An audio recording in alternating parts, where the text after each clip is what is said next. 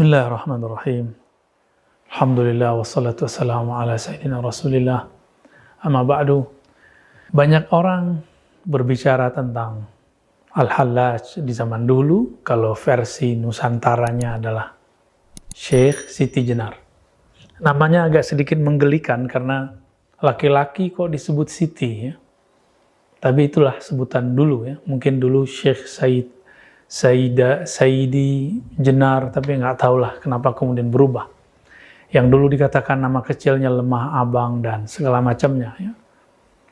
Syekh Siti Jenar ini dari masanya terlihat semasa dengan Syekh atau Sunan Kalijaga dan sunan-sunan yang lain. Jika di kalangan pembela syariat yang zahir, itu muncullah sosok Sunan Kalijaga, maka dari bab hakikat muncullah Syekh Siti Jenar. Ya, kalau boleh kita sebut, jika ulama pewaris para nabi, lalu ulama mewariskan ilmunya lagi. Pewaris Imam Abu Yazid, pewaris Imam Junaid, pewaris Hallaj, itu ada semua di zaman berikut, termasuk zaman kita. Di zaman terdahulu, pewaris Junaid al-Baghdadi itulah Sunan Kalijaga, pewaris secara kerohanian. Adapun pewaris kerohanian Al-Hallaj, itulah Syekh Siti Jenar. Sejarah pun berulang, karena cip takdirnya sangat-sangat sama, hanya formulasinya yang berbeda. Kemudian muncullah kalam-kalam yang menunjukkan kalam-kalam mabuk bertuhan, mabuk cinta kepada Allah, mabuk dalam keahadian Allah, keesaan Allah Subhanahu wa taala. Teman-teman, kan Allah dalam bab akidah, alam semesta ini disebut mungkinul wujud. Wujudnya mungkin. Dan dia hanya ada karena diadakan oleh Allah, yang disebut wajibul wujud, yang niscaya keberadaannya pasti ada. Maka semua selain itu menjadi diadakan karena dia. Maka yang benar-benar ada hanyalah Allah.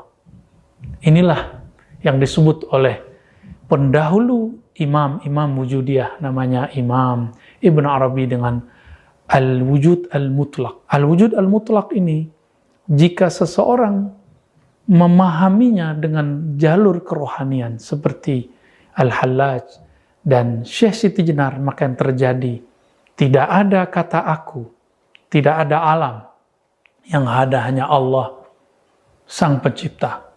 Alam ini dianggap semu dalam bab ahadiyah tersebut. Meskipun di alam sadar, kita mengatakan, kita ini ada, Allah ada. Dan wujud kita real, wujud Allah lebih real. Tapi oleh mereka yang sedang mabuk cinta dalam ahadiyah keesaan Allah, hanya Allah semata. Mirip-mirip seorang yang kasmaran. Dia hanya melihat kekasihnya saja yang paling cantik, paling indah, paling gagah. Maka di saat itu, kemanapun dia memandang, yang terbayang adalah wajah kekasihnya. Seperti cerita Laila dan Majnun. Majnun memandang tembok pun yang muncul wajah Laila. Apalagi melihat siapapun. Sahabat yang melakukan Allah, Syekh Siti Jenar, kemudian sebagaimana Al-Hallaj, mengatakan hal yang mirip. Mengatakan, jika Al-Hallaj mengatakan, di dalam jubahku adalah Allah, tiada kecuali Allah, maka Syekh Siti Jenar lebih dahsyat lagi. Di dalam dirinya hanya Allah. Wujudku adalah wujud Allah. Itulah Syekh Siti Jenar. Inilah cerita awal kenapa muncul satu zikir, satu wirid yang disalahgunakan oleh orang kebatinan. Wujud ingsun atau zat ingsun, zat Allah. Sifat ingsun, sifat Allah. Nama ingsun, nama Allah. Ini kalam tidak boleh dilafazkan kecuali orang sedang mabuk. Orang mabuk tidak dikenakan hukum syariat karena dia mabuk sampai kesadaran dia kembali. Tapi beberapa orang-orang yang melanggar kaedah ini, melanggar dharma, kaedah seorang pezikir perindu kepada Allah, dia membacanya sebelum dosis itu dibolehkan kepadanya. Maka yang terjadi, muncullah kelompok Wujudiyah.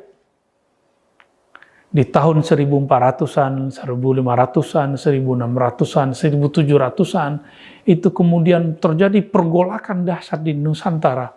Maka muncul nanti ada Hamzah Fansuri, Syamsuddin Sumatrani, kemudian juga Nuruddin Raniri. Semuanya berbicara itu. Dan puncaknya itulah Syekh Siti Jenar. Apakah kemudian Sunan Kalijaga mengkafirkannya? Kita belum menemukan satu nas, satu teks, satu riwayat dalam kitab-kitab baik yang berbahasa Pegon ataupun bahasa yang aksaranya Hana Caraka yang sampai kepada kita bahwa Sunan Kalijaga mengkafirkannya. Tidak. Tapi seperti dulu Imam Al-Junaid mengatakan kepada Hallaj, wahai Hallaj, ya Aba Mansur, la yaqta'uka ila dam. Tidak ada yang bisa menghentikanmu, wahai Hallaj, kecuali hukum pancung, yaitu darah yang diteteskan. Dan itu sangat mengerikan sekali. Ajaran ini belakangan dibahasakan secara lokal. Disebut dengan Ahadiyah itu manunggaling. Manunggaling keesaan Allah, kesatuan Allah. Ya. Tidak ada yang bersatu, hamba tidak bersatu dengan Allah. Kenapa? Hamba dianggap tidak ada. Maka manunggaling jangan diartikan Syekh Siti Jenar bersatu dengan Allah. Kenapa? Yang wujud cuma Allah. Syekh Siti Jenar hanya bayang-bayang. Tapi orang-orang yang kemudian lancang menerjemahkan ajaran Syekh Siti Jenar, kemudian mengatakan Syekh Siti Jenar mengajarkan persatuan dengan Allah. Wallahi iyyakum bihi. Syekh Siti Jenar Al-Hallaj tidak pernah mengatakan itu. Tapi mereka sedang mabuk dan mereka mengatakan hanya ada wujud tunggal. Itulah manunggaling. Kaulo Gusti, ketika mereka merasakan bahwa diri mereka tiada di hadapan Allah, seperti seorang guru tidak memandang dirinya punya derajat keilmuan di hadapan gurunya. Kenapa seorang Syekh Siti Jenar tidak boleh merasakan dirinya tiada di hadapan Ilahi? Maka teman-teman sahabat melakukan Allah, jika Imam Bukhari dulu mengatakan, mastasghartu nafsi ila ala Ali ibn al-Madini. Aku tidak pernah merasa kecil. Aku tidak pernah merasa lebur. Kecuali di hadapan Ibnul Madini. Kenapa Syekh Siti Jenar tidak boleh mengatakan itu? Kenapa Al-Hallaj kita larang mengatakan ma fi jubbati ilallah? Kan dia sedang mabuk asik dengan kekasihnya. Kita belum sampai kepada kerinduan itu. Kenapa kita salahkan orang yang merindu? Maka sahabat-sahabat yang memuliakan Allah, mari berhusnuzan. Apa yang terjadi di zaman mereka, itu sunatullah. Secara hukum fikih, betul pelakunya harus ditanya, dieksekusi. Jika terbukti kemudian ada hal yang berbahaya, mungkin seorang hakim qadhi mengatakan, kamu dipenggal. Tapi sekarang ilmu itu sudah dibuka. Apakah kita masih salah faham lagi? Maka benarlah Imam Ghazali. Beliau mengatakan, seandainya saya jadi hakimnya di zaman Hallaj, saya akan selamatkan Al-Hallaj. Saya akan bebaskan Al-Hallaj. Maka kami pun, jika pantas mengatakan itu, akan mengatakan yang sama. Jika di zaman itu, kami menjadi hakimnya, tentu kita akan memaklumi Al-Hallaj, memaklumi Syekh Siti Jenar. Tentu kita tidak pantas tentunya mengatakan hal itu, hanya Allah lah yang memantaskan kita. Wassallallahu ala Nabi Muhammad. Assalamualaikum warahmatullahi wabarakatuh. Waktu gale guyonane Siti Jenar. Siti Jenar ya ana pinter, ya ngawur tapi ana pinter. Dene iku ora tau salat. Sing salat ruhe jare. Dadi ora tau sujud, sing sujud jare ruhe. Yen darane Wali Songo iki goblok. Wali Songo iki gobloke ra karuan jare Siti Jenar. Wong kon salat, bathuke nganti ngecap jare Siti Jenar. Lah nek sing ngecap bathuke sampean fisik iku hancur, pas ketemu Allah seksine apa? Jare Siti Jenar ke jangan ketemu pintu. Kok jasad kita ini hancur? Misalnya kayak ngandalo bathuk ngecap, jasad ini kan hancur. Sing mbok sowan pangeran rohem. Roh iku wis kon sujud ae ora usah awam. Lah akhire nak wae salat terus meneng ae jare wis salat. Sing ada teng pintu-pintu niku. Nah sing mung syariat terangno ora iso. Rata-rata kiai syariat kan ra pinter hakikat. Mau ngamuk ngono to, murtad kowe. Nah ngamuk to. Hasil wong syariat kan apa? Ngamuk ngono, stresan rangno ngamuk ngono. Ya akhirnya gak sambung kan. Tapi saya pastikan ajaran Kak Siti Jenar itu sesat. Sesatnya adalah wali-wali yang alim, termasuk Wali Songo yang alim itu bilang begini. Ketika bathuk kita dikokon sujud ning pangeran, kita sujud itu sebetulnya bukti bahwa fisik kita itu tunduk sama perintah roh. Karena roh kita sujud, roh ini menyuruh fisik kita juga ikut sujud. Jangan jadikan fisik ini rivalnya roh. Itu kita gobloknya Siti Jenar. Kalau roh kamu sujud, fisik kamu tidak sujud, namanya rivalitas. Berarti kowe de jisim duwe wadak sing ora nurut roh. Berarti rivalitas. Lalu jasad kamu itu sing mimpin sapa kok gak nurut. Lah ini mulane sing rada-rada Siti Jenar tobat mulai detik ini, paham ya? Karena ya mboten tak jak mikir sampean, paham ya. Jadi ini permainan ilmu kelas tinggi, paham ya. Kayaknya gak tahu mikir toh. Lah diwarai kok ben kok alhamdulillah aku fase. Paham ya? Paham ya? Makanya andekan malaikat itu kok sujud ning Nabi Adam ketika Allah nyuruh, "Hei para malaikat, saya menciptakan manusia namanya Adam. Setelah jadi maka kamu sujudlah." Itu malaikat sujud.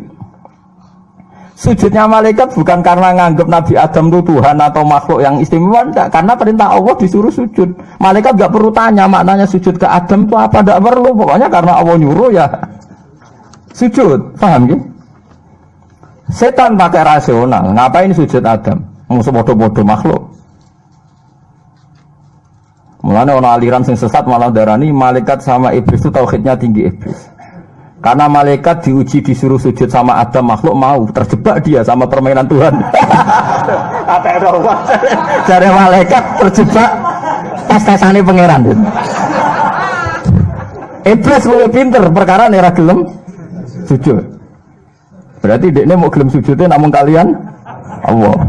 Lha kok ono sesat kok. Wong kok nganggur nganti ngono, maksudnya mikire iso ngono. Mulane sing do diutang dosa luwih apik timbang sing dipikiran ngene iki, paham ya? Paham ya?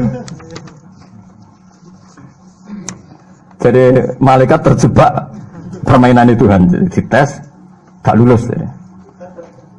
Itu ngeri kalau nuruti alin-alin ngoten. Yang benar adalah setan itu dianggap keliru. Karena dia tidak punya otoritas pikiran. Dekne ora wujud, hakikate setan malaikat gak wujud, wujudnya diwujudno Allah. Nak wujudnya diwujudno Allah, apa wae sing dadi dawuh Allah kudu sami'na wa ata'na. Karena dia tidak bisa menjadi rival Tuhan. Makanya kalau kita diperintah Allah langsung lakoni, gak usah gawe rivalitas. Mulai paribasane ke kon mangan wis sareng nek Allah ngutus mangan wis mangan ae.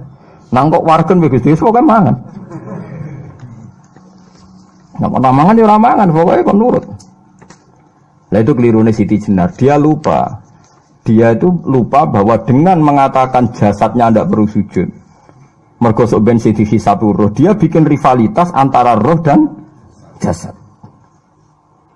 Ngulung nate maca aliran Siti Jenar mulai yang versi Arab sampai versi tulisannya wong-wong bingung-bingung itu, sing luwih bela Siti Jenar timbang Wali Songo. Bahkan dalam cerita itu seakan-akan Wali Songo kasut mergo jare Siti Jenar dipateni wangi terus diganti asu macam-macam lah cerita ngono.